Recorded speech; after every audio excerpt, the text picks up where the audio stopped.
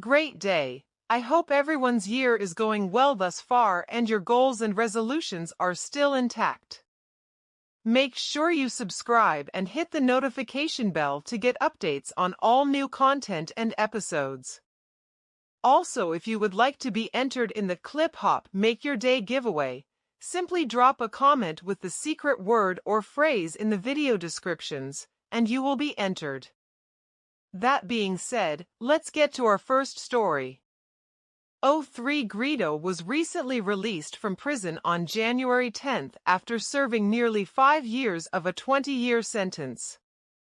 Police charged GREEDO with drug and gun possession in 2018 after an interstate traffic stop led to a drug and gun seizure.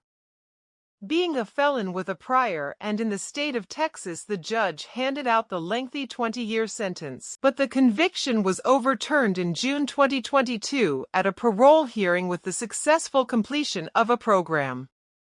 Currently, GREEDO is in a halfway house and is recording new music.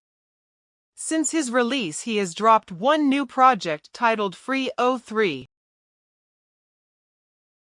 In other news, a first-generation iPhone recently sold at a U.S. auction house for more than $60,000.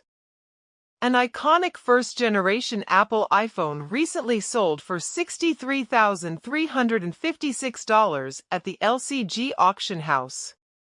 This type of iPhone is coveted by collectors because it's the first generation of technology that has totally transformed the tech industry. Collectors in the antique world feel that interest in culturally relevant collectibles is still in its infancy. And finally, fans have mixed opinions as the 1501 rapper Erica Banks announces that she's officially joining the subscription site OnlyFans. Rapper Erica Banks, most known for the song Bus Sit, recently announced via social media that she is joining OnlyFans. The rapper will join other artists such as Iggy Azalea, Tyga, Bad Baby, and others who use the platform to distribute their exclusive content. After the announcement, the comment section went crazy with responses saying everything from "the label made her do it" to "the music isn't working." And now, leading into our feature story, DJ Academics goes in on Freddie Gibbs once again after MAMI sits down with Plug Talk for a tell-all interview where she talks about their open relationship and creating content on OnlyFans. Recently, DJ Academics, who's known for his rants, took to YouTube after watching an interview MAMI has on the Plug Talk podcast where she opens up about their relationship and more. DJ Academics and Freddie Gibbs have been beefing for quite some time, and the interview was the ammo he needed to shoot another shot in Freddie Gibbs's direction. What's your opinion, and what do you think of open relationships? Are they for you? If so, why? Or no way? Drop a comment and let me know what you think. If you like this episode, make sure you subscribe and hit the notification bell to get updates on new episodes and content.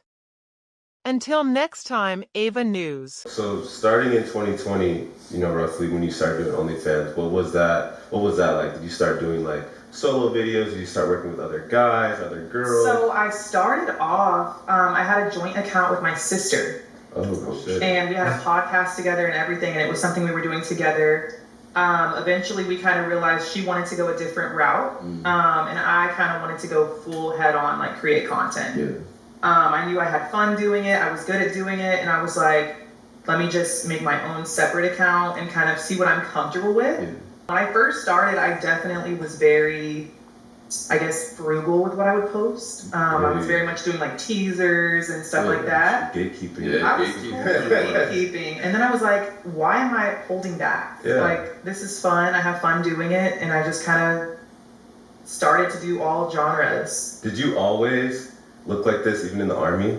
I looked a little bit different in the Army. Yeah. Because I was young. I joined when I was 18. Oh, wow. I joined right out of high school. And my first duty station was actually South Korea. So that is actually where I got pregnant with my daughter. Oh, so you were in the army getting freaky out here.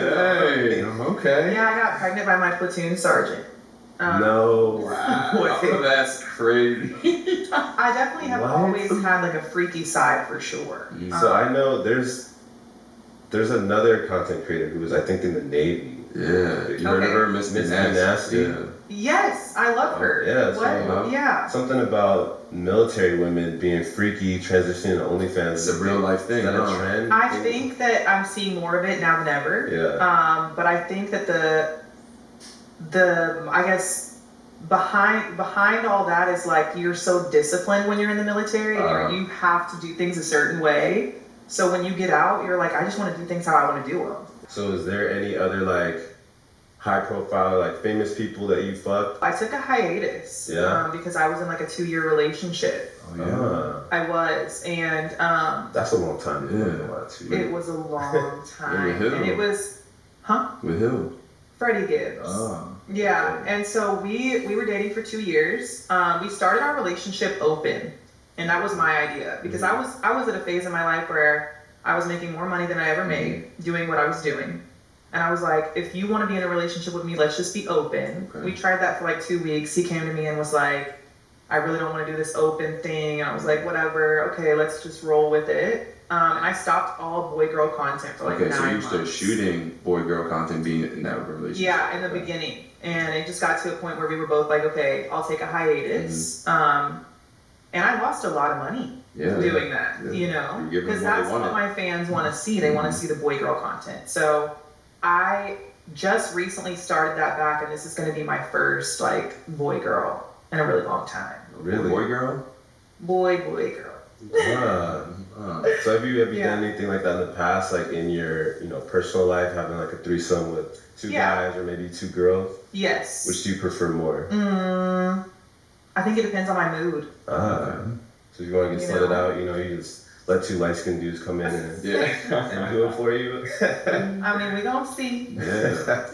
So when you started to, releasing, that good shit, like the twerking videos, like all the shit that, you're kind of like well known for now, when do you start, making that transition where you're like, all right, bam, I made X amount of money doing this, so I'm gonna put some more oil on my booty and make, 10 grand doing that at my house versus like, I'm just gonna take like a little thirst trap, with clothes on. Like when was that mental switch for you where you're like, oh, I need to go full Well, I think there were a lot of mental barriers that I had to break through because I am a mom and I'm also a content creator.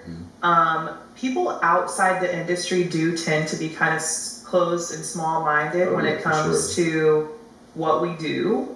And so I had to break those barriers mentally myself and be like, okay, what am I comfortable with? And as I got comfortable, I was just like, okay, if I'm comfortable with it, I don't care who it bothers. Yeah. Is there famous porn stars that you fuck? I mean, I've definitely been with famous people. I won't name drop, but I've been kind of underwhelmed. Really? Yeah. I think people try to overcompensate sometimes. Yeah. And it's just not necessary. But I've definitely worked with some porn stars who I've just been like, I get on set and I'm like terrified. But I'm like, I'm already here. Like, I'm already booked. Flesh, Like, I think I worked with, Jack Slayer. Yeah. Really shout out Jax, man. I was slayed. Yeah. Like, yeah. I couldn't believe, I literally couldn't believe my eyes. I had my assistant with me, and I literally could not believe my eyes. Yeah, I was like, that's not real. I went to Europe with him for a month, and he was just a machine. He's different, yeah.